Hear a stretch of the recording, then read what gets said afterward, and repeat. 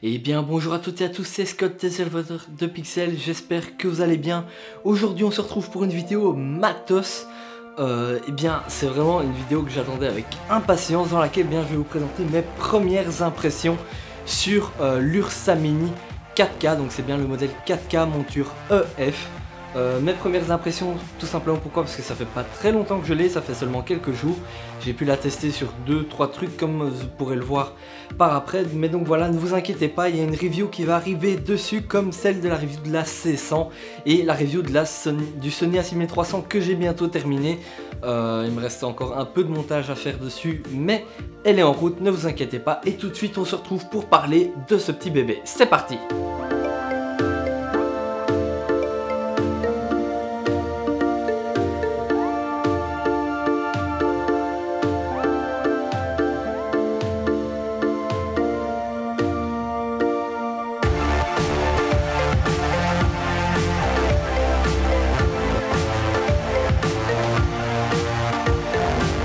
Alors l'Ursa Mini Pro, la Pro est sortie il n'y a pas longtemps et elle coûte presque 3 fois plus cher.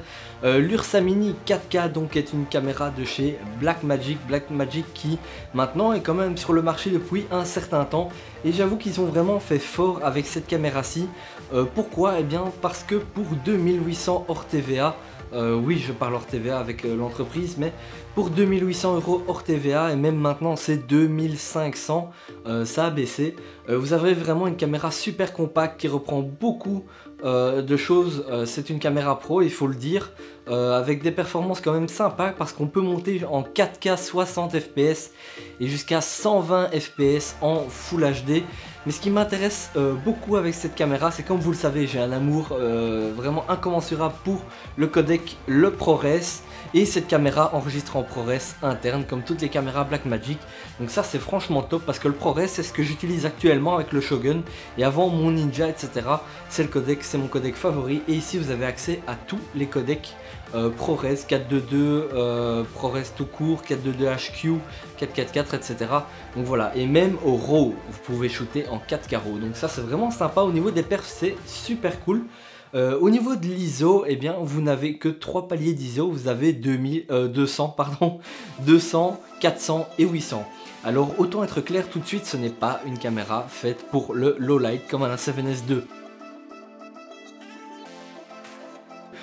Tout simplement pourquoi? Parce que au-delà de 400 ISO, à 800 ISO, si vous arrivez à vous y faire, ça peut aller. Mais moi qui n'aime pas du tout le bruit, voilà, 800 ISO je ne vais pas beaucoup utiliser ce truc là. Donc il faut le savoir, c'est plus une caméra pour les grosses productions, avec vraiment un setup light en studio. Pour YouTube ça peut vous servir parce que vous utilisez des lampes, mais par exemple si vous faites des after movies en soirée, oubliez, tout simplement. Même avec un objectif super lumineux comme le 18-35, un 8 ou bien le 24 mm 1.4 ici, ça pourrait encore passer s'il y a beaucoup de light. Mais voilà, c'est clairement pas une caméra faite pour le low light. Alors comme je le disais au début, pour moi c'est vraiment une caméra sympa. Pourquoi? Parce qu'elle est compacte. Étant sur un projet de web TV, reportage, un peu de journalisme, etc. Cette caméra c'est pas compliqué. Si vous montez un objectif dessus, la batterie ici à l'arrière, on en parlera après. Vous avez la poignée, vous avez le moniteur qui fait 5,5 pouces. Vous pouvez voir ici, donc voilà, on peut pas le retourner vers soi, c'est un peu dommage. Mais franchement c'est une super belle bête. Compacte, hop, vous la prenez et vous avez votre caméra avec vous. Ici c'est une poignée de chez Small Rig, un kit fait pour l'Ursa Mini avec la base plate que vous avez ici au-dessus. Donc voilà, franchement c'est une caméra super compacte.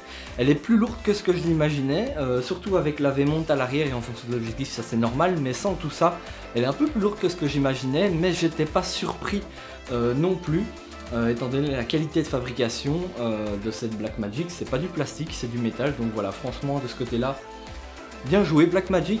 Et alors ce que j'apprécie aussi beaucoup, c'est cette poignée qui me fait fortement penser à la poignée que j'ai l'habitude d'utiliser sur la C100. Super ergonomique avec un bouton rec et tout, et ça vous aide beaucoup à la stabilité de la caméra, vous verrez sur les plans. Donc voilà, franchement cette petite Blackmagic. Alors pour moi les inconvénients de prime abord comme ça, deux choses. La batterie interne de la caméra, c'est rien du tout. Je pense que c'est entre 40 minutes et 1 heure. Et autant dire, quand vous utilisez une caméra comme ça en 4K, c'est jamais 40 minutes que vous allez tenir. Donc voilà, au niveau de la batterie, vous êtes obligé d'utiliser une V-mount ici à l'arrière. Il existe d'autres displays par exemple pour les Anton Bauer. Mais bref, donc voilà, franchement ici au niveau de la batterie, c'est un petit truc qui me... Voilà, mais comme ici j'ai une V-mount, j'ai 2 V-mount assez compactes, ça fonctionne encore assez bien. Je suis super content parce que là du coup vous pouvez tenir 3-4 heures facilement avec une V-mount. La deuxième chose, l'enregistrement se fait sur des cartes CFast 2.0. Ici on a une 64 Go et dedans une 128 Go.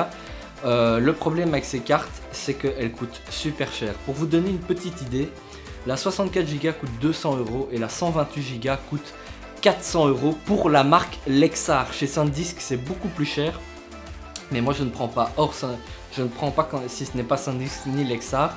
Ces cartes sont super rapides, elles ont des débits ici de 500 mégas comme un SSD, heureusement d'ailleurs pour les débits que c'est. Mais donc voilà, ça c'est les 2 points négatifs pour moi. Donc l'autonomie interne bien sûr et le prix des cartes mémoire. Maintenant, autre avantage aussi, vous avez 2 XLR sur cette caméra et franchement ça c'est vraiment top, pas besoin de trucs supplémentaires ou quoi, c'est vraiment bien. Par contre aussi, autre désavantage, je viens d'y penser, il n'y a pas de sortie HDMI, c'est uniquement du SDI. Par exemple, moi j'ai voulu utiliser mon Shogun dessus. Oui, bon, ok, ProRes, c'est un peu débile, mais je voulais tester quand même et pour comparer la qualité d'image entre les deux. Et j'ai été étonné de voir qu'il n'y avait pas d'HDMI sur l'URSA, j'ai pas fait attention. Donc voilà, mais et j'ai commandé un câble SDI bien sûr pour la suite des événements. Mais voilà, à ce niveau-là, voilà, pas d'HDMI, il faut le savoir. La plupart, en tout cas, bas de gamme, beaucoup travaillent en HDMI, mais le SDI c'est vraiment le top du top en termes de connectique parce que vous avez le son, l'image, etc. sans lag. En termes de distance, vous pouvez aller beaucoup plus loin que l'HDMI. Bref, donc voilà pour cette petite overview sur l'Ursa Mini, un peu mes premières impressions. Sur un Glidecam, c'est super sympa aussi. Pour l'avoir utilisé sur mon Glidecam 4000. Oui, vu son poids, c'est sur un 4000. Oubliez le 2000 ou un Steadicam à 100 € sur Amazon, vous n'y arriverez pas. Par contre, à bout de bras, ça fait beaucoup de poids. Donc voilà, avec la monture EF, c'est vraiment top de chez top. Vous n'avez pas d'objectif à racheter. Il existe dans différentes montures. Vous avez EF, PL et micro 4 tiers, si je ne me trompe pas, mais micro 4 tiers, je ne pense pas. Mais voilà, c'est une caméra qui est faite pour certains domaines et pas d'autres, il faut le savoir. En termes de rapport qualité-prix, franchement pas mal, avec 12 stops de dynamic range. Mais bref, tout ça, vous verrez tout ça plus avec beaucoup plus de précision dans la review. Donc voilà, cette caméra, j'en suis vraiment super content. Je pense pas que j'ai d'autres choses à dire pour cette première overview, mais la review va arriver parce que j'ai vraiment envie de la pousser un peu dans ses retranchements pour voir de quoi elle est capable, et bien sûr je vous en ferai profiter.